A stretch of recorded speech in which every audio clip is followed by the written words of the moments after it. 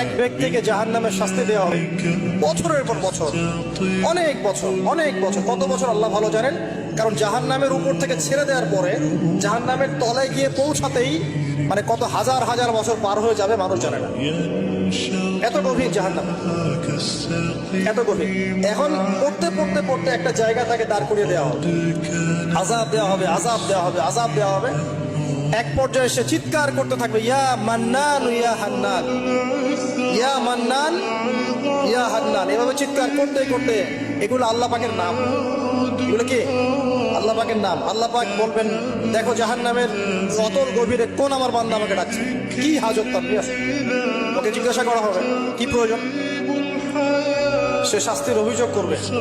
শাস্তির অভিযোগ করে তাকে বলবে যে আমার এই শাস্তি আমি সহ্য করতে পারছি না, আল্লাহ আমাকে এইটা দাও, সেটা দাও আমাকে, আমি যেখানে থাকি সে থাকার জায়গাটা ভালো না।